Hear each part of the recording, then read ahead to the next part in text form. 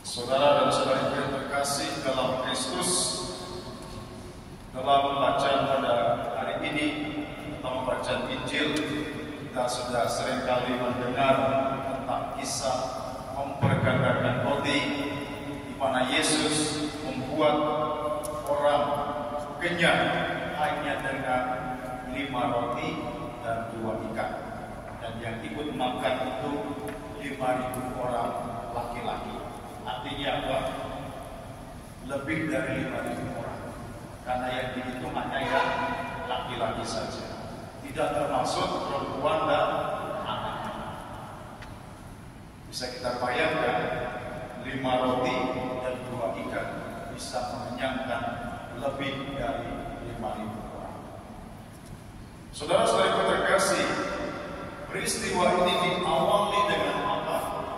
Diawali dengan keprihatinan Yesus yang melihat banyak orang datang berbondong-bondong kepadanya, tetapi mereka tidak bisa berbuat apa.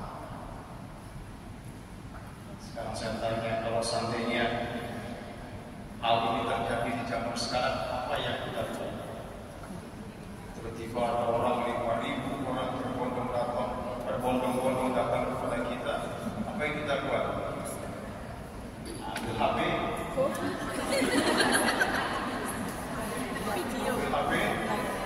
hidupkan Facebook, like. Kalau guys tidak itu, atau langsung video, foto. Tetapi Yesus pada waktu itu dia tidak ambil HP, memang tidak ada HP. Tapi Yesus, apa yang dibuat Yesus? Dia tanya kepada para muridnya, lihat ini orang banyak datang, apa yang harus kita buat? Apa arti dari hal ini? Ketika Yesus melihat orang banyak datang, dia sudah berpikir bahwa orang-orang ini butuh sesuatu. Tidak mungkin dia datang kalau hanya sekedar untuk selfie. Mereka tidak datang untuk selfie dengan Yesus. Tidak mungkin dia hanya datang untuk say hi dengan Yesus. Tetapi mereka datang karena ada sesuatu yang mereka yakini dan mereka percaya hanya Yesus yang bisa melakukan. Dan inilah yang diketahui oleh Yesus ketika melihat mereka datang. Maka Yesus langsung tanya kepada Filipus. Sebenarnya Yesus tidak mencobai Filipus. Memang hanya Filipus saja yang tidak beruntung. Mungkin waktu itu dia berada tepat di sebelah Yesus. Jadi ya otomatis Yesus bertanya kepada yang sebelahnya, siapa? Oh, Filipus di situ. Dan dia tanya, Filipus, apa yang harus kita buat? Yesus sudah punya ide. Dia bilang, di manakah kita dapat membeli roti supaya mereka dapat makan? Tapi Filipus mungkin berpikir, uang dari mana? Yesus ini ngomong enak saja. Mungkin Filipus juga memiliki ide yang sama. Orang ini butuh bantuan, tetapi bagaimana caranya? Tidak hanya berhenti di pada Filipus, Andreas juga berusaha. Maka dia mengatakan kepada Yesus, ada di sini anak kecil punya 5 roti dan 2 ikan. Hai, tapi apa artinya? Putus asa. Saudara-saudariku terkasih, dari 2 sosok murid ini, Filipus dan juga Andreas, kita bisa melihat bagaimana kita menyikapi suatu peristiwa. Ketika terjadi suatu peristiwa di mana orang membutuhkan, Tuhan itu tahu. Tetapi Tuhan tidak langsung mengambil suatu tindakan, karena yang pertama Tuhan mau ialah kamu buat sesuatu. Kamu lakukan sesuatu dulu kepada mereka. Bukan hanya untuk pengertian. Mereka sudah datang, kita seperti orang buta, seperti orang tuli. Seringkali terjadi ketika saudara-saudari atau teman-teman kita butuh bantuan, apa yang kita buat?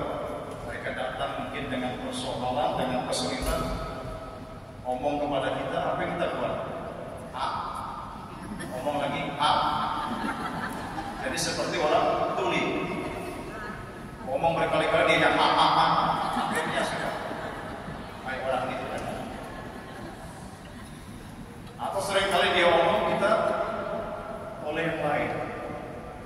Jadi seperti orang buta, dia toleh ke kiri, dia toleh ke kanan, dia toleh ke kanan, toleh ke kiri. Ini saya ngomong dengan kau ini, sorry, saya lihat yang lain. Inilah yang seringkali terjadi ketika kita melihat saudara-saudari kita yang membutuhkan bantuan, bukan dengan sikap yang cepat, peduli dan mengambil suatu tindakan, tetapi kita seringkali bertindak seperti orang tuli dan orang buta. Berpura-pura seperti tidak melihat, berpura-pura seperti tidak mendengar. Filipus dia tahu, tetapi dia berpura-pura seperti tidak tahu. Andreas dia punya sesuatu, tetapi berpura-pura seperti tidak tahu untuk berbuat apa. Tuhan meminta kita bukan hanya berpura-pura, tetapi buatlah sesuatu, meskipun itu hal yang kecil. Maka ketika Andreas mengatakan kepada Yesus, di sini ada anak kecil punya 5 roti dan 2 ikan, tapi apa artinya ini? Lalu apa yang dibuat oleh Yesus? Dia ambil itu, lalu perintah, suruh orang-orang itu. Yesus mau menunjukkan kepada Andreas, dengan sesuatu yang kamu anggap tidak ada artinya ini, aku akan bisa mengubahnya dan membuatnya menjadi sesuatu yang berarti bagi semua orang ini, bukan hanya untuk 1 dan 2. Dan itulah yang dibuat oleh Yesus, memuaskan mereka sampai mereka menjadi kenyang. Saudara-saudara terkasih, baca Injil pada hari ini mengajak kita bersama untuk berefleksi tentang diri kita.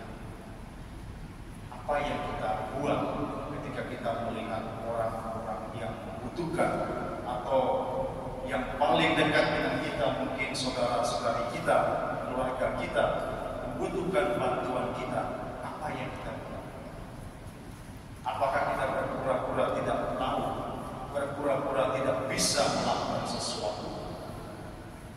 Apakah kita seperti halnya Yesus terbuka hati untuk membantu, untuk saling membantu? Kalau ingat dalam bacaan pertama pada hari ini tentang siapa yang tidak tidur hendaklah dia mendengar. Bacaan pertama tentang siapa? Tentang Nabi Elisa. Tidurlah orang damai. Bacaan pertama belum tidak 5 menit sudah lupa. Tentang Nabi Elisa. Apa yang dibuat Nabi Elisa? Nabi Elisa berada dalam situasi kelaparan pada waktu itu, dan salah satu hambanya itu mendapat bantuan. Ada seorang yang memberikan kepada mereka 20 roti. Tetapi apa yang dikatakan oleh Elisa kepada hambanya? Berikanlah roti-roti ini kepada mereka. Tapi hambanya pun mengatakan hal sama. Mana mungkin 20 potong ini cukup untuk 100 orang? Tapi Elisa mengatakan, berikan saja. Cukup tidak cukup, berikan kepada mereka. Inilah yang Tuhan kehendaki dari kita. Melihat sesuatu yang sangat penting, melihat orang yang sangat membutuhkan, lakukanlah sesuatu, bukan hanya menjadi penonton. Saudara-saudara terkasih, Sebelum mengakhiri renungan saya akan mengisahkan satu pengalaman saya. Ketika saya menjadi imam, saya tidak pernah berpikir bahwa ada banyak orang juga yang datang untuk meminta nasihat, meminta saran atau masukan. Seringkali ketika mereka datang, tidak semua hal bisa saya berikan saran atau masukan, karena ada hal-hal betul yang sangat-sangat sulit. Lalu apa yang saya buat hanya, dan saya dengan jujur dan mulus saya mengatakan, terima kasih, saya belajar banyak hal, tapi saya tidak bisa memberi banyak saran atau masukan. Saya tidak.